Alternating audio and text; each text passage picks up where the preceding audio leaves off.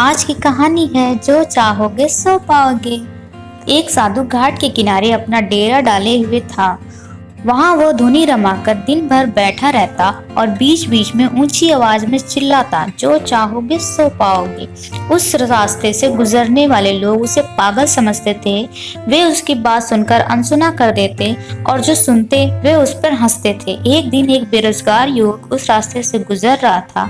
साधु की चिल्लाने की आवाज उसके कानों में पड़ी, जो चाहोगे सो पाओगे, जो चाहोगे सो पाओगे।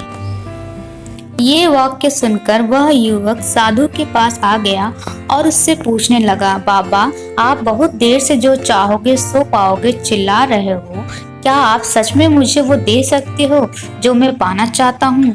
साधु बोला, हाँ बेटा, लेकिन पहले तुम मुझे ये बताओ कि तुम पाना क्या चाहते हो? बाबा, मैं चाहता हूँ कि एक दिन मैं हीरो का बहुत बड़ा व्यापारी बनूं। क्या आप मेरी ये इच्छा पूरी कर सकते हैं? युवक बोला, बिल्कुल बेटा, मैं तुम्हें एक हीरा और एक मोती देता हूँ, उससे तुम जितने चाहे हीरे मोती बना लेना। साधु बोला। साधु की बात सुनकर युवक की आंखों में आशा की ज्योति चमक उठी। फिर साधु ने उसे अपनी दोनों हथेलियां आगे बढ़ाने को कहा। युवक ने अपनी हथेलियां साधु के सामने कर दी। साधु ने पहले उसकी एक हथेली पर अपना हाथ रखा और बोला, बेटा, ये इस दुनिया का सबसे अनमोल हीरा है। इसे समय कहते हैं।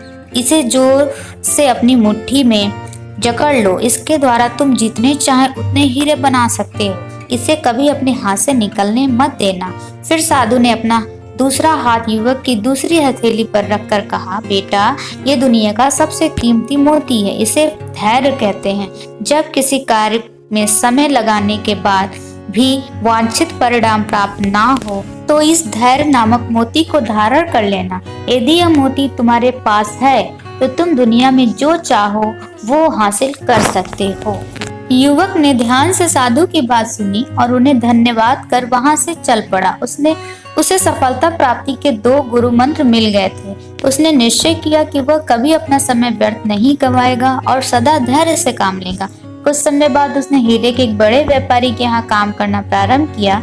कुछ वर्षों तक वह दिल लगाकर व्यवसाय का हर गुर सीखता रहा और एक दिन अपनी मेहनत और लगन से अपना सपना साकार करते हुए हीरे का बहुत बड़ा व्यापारी बना।